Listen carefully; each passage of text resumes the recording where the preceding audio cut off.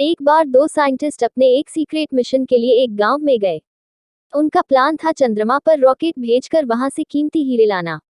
लेकिन वे दोनों नहीं चाहते थे कि उनके इस प्लान के बारे में सरकार को पता चले। इसलिए उन्होंने शहर से दूर एक गांव के पास जंगल में अपनी एक लैब बनाए और अपने काम में जुट गए। एक दिन पास के गांव से एक भोलू नाम का आदमी जंगल की ओर घूमने जाता है और वहां उसने देखा कि जंगल के बीचों बीच किसी ने एक लैब बनाई हुई है। इसलिए उत्सुकतावश भोलू उस लैब पे पास गया और उसने वहां दो आदमियों को देखा। वे दोनों लैब में चुपके चुपके बातें कर रहे थे। भोलू अब चुपचाप उनकी बातें सुनने लगा। तभी एक साइंटिस्ट दूसरे साइंटिस्ट से कहता है, देखो अब हमें रॉकेट लॉन्च करने में ज्यादा देर नहीं करनी चाहिए, नहीं तो किसी को भी हमारे इस प्लान के बारे में पता चल गया तो सब चौपट हो जाएगा। दूसरा साइंटिस्ट, हाँ बॉस तुम सही कहते हो, हम आज रात को ही इस रॉकेट को लॉन्च करने वाले हैं। अब तुम देखना हम जल्दी ही मालामाल होने वाले हैं। भोलू उनकी बातें सुनकर चुपचाप वहां से निकलकर वापस गांव में आ जाता है और जाकर अपने दोस्त मंगू को वो सारी बात बता देता है। इस पर मंगू ने कहा, भोलू ये तो तुम आज बहुत ही मजेदार बात बता रहे हो। चलो अब हम भी चुपके से जाकर उस रॉकेट में बैठ जाते हैं। हम भी वहां से खूब सारे हीरे अपने साथ ले आएंगे और इस तरह हम भी मालामाल हो जाएंगे। अब वे दोनों वापस जंगल में जाते हैं और चुपके से रॉकेट में बैठ जाते हैं। तभी एक साइंटिस्ट ने बटन दबाया और रॉकेट को लॉन्च कर दिया। ये देखकर मंगू और भोलू दोनों बड़े खुश हुए कि अब तो हम जल्दी ही अमीर होने वाले हैं।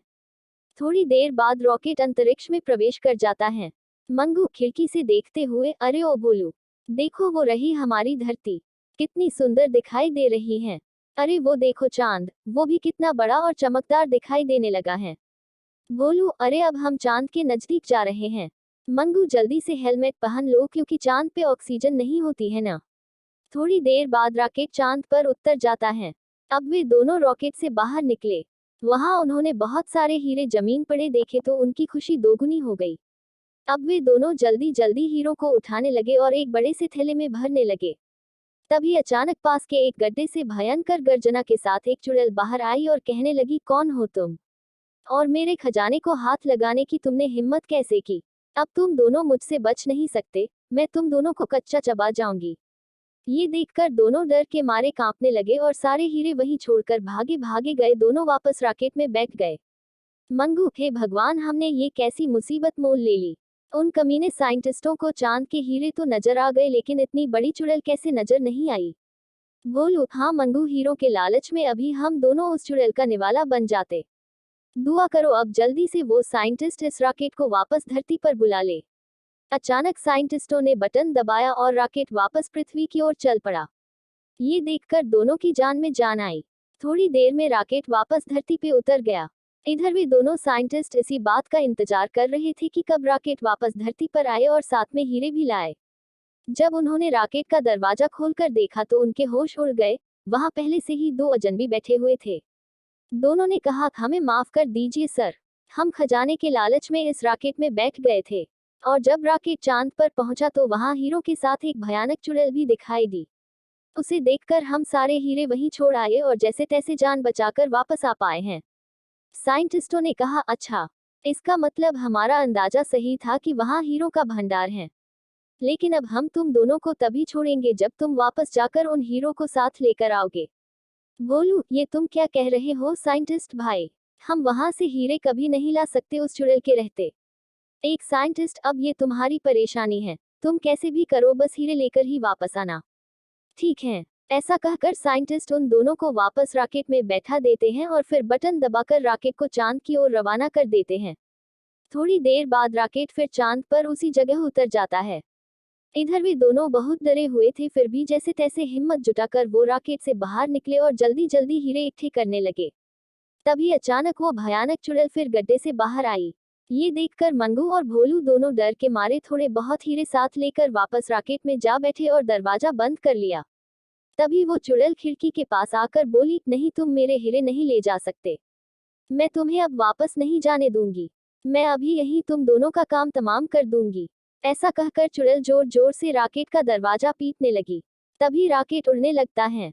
लेकिन ये क्या, अब वो चुड़ैल रॉकेट को पकड़ कर ही उसके साथ में उड़ने लगी।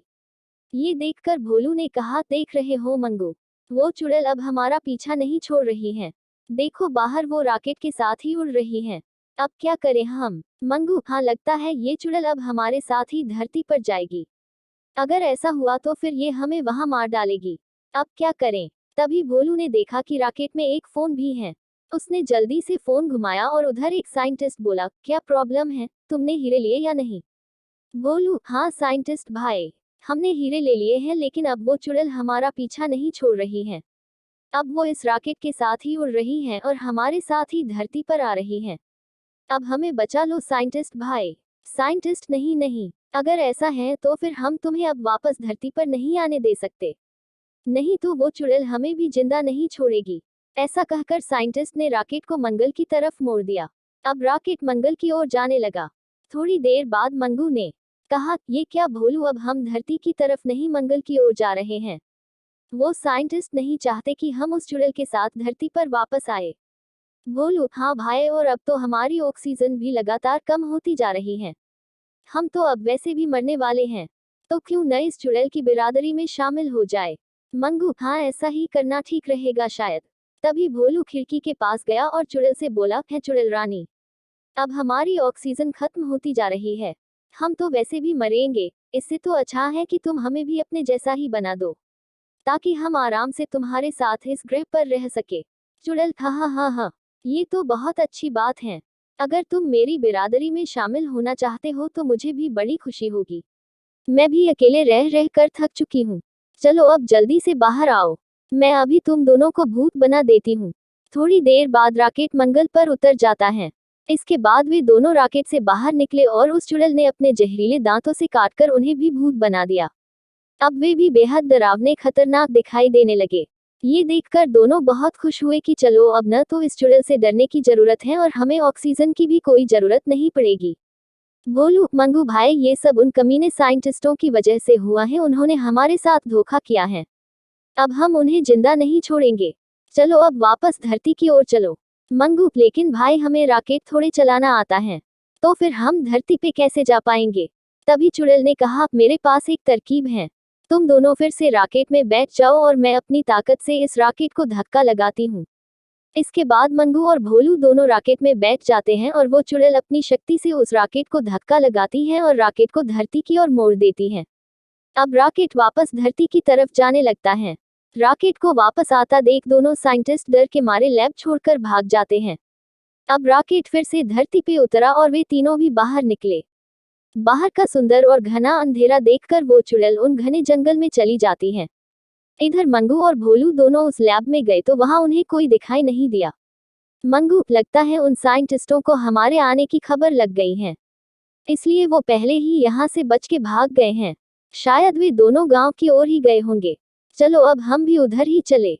जब वे दोनों गांव में गए तो गांव के लोग उन्हें देखकर डर के मारे भागने लगे। ये देखकर मंगू बोला, अरे भाई, हमसे डर के क्यों भाग रहे हो? क्या तुमने हमें नहीं पहचाना? देखो, मैं तुम्हारे ही गांव का मंगू हूँ और ये भोलू है। बोला, अरे मंगू, क्या तुम भूल गए हो कि अब हम आम इंसान नहीं रहे, अब हम भूत बन गए हैं? तभी तो गांव वाले हमसे डर के भाग रहे हैं।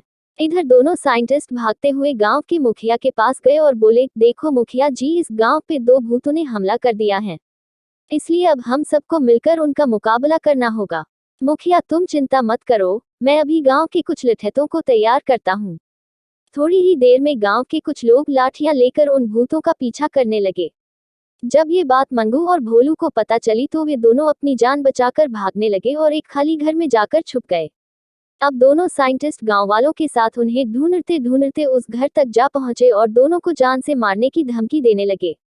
भोलू, अरे मंगू भाई, ये दोनों साइंटिस्ट तो बहुत चालाक निकले। अब हम यहाँ से बाहर कैसे निकले? अब हम ज्यादा देर अंदर नहीं रह सकते। अब हम क्या करें? मुखिया भाइयों, मुझे लगता है कि ये दोनों अब ऐसे बाहर नहीं आने वाले। चलो हम इस घर को ही आग लगा देते हैं, फिर ये दोनों भूत आग में जलकर मर जाएंगे। तभी गांव वालों ने जंगल की तरफ से बेहद डरावनी आवाजें सुनी। वो उस चुड़ैल की आवाजें थी। तभी चुड़ैल उस घने जंगल से बाहर निकली और सीधे ही गांव वालों की तरफ गई। गांव वालों ने जब चुड़ैल को अपनी तरफ आते देखा तो वे सब फिर से अपनी जान बचाकर भागने लगे। लेकिन चुड़ैल ने उन दोनों साइंटिस्टों को पकड़ लिया और गर्दन मरोड़कर मार दिया। इस प्रकार उन दोनों साइंटिस्टों को अपने किए की सजा मिल चुकी थी।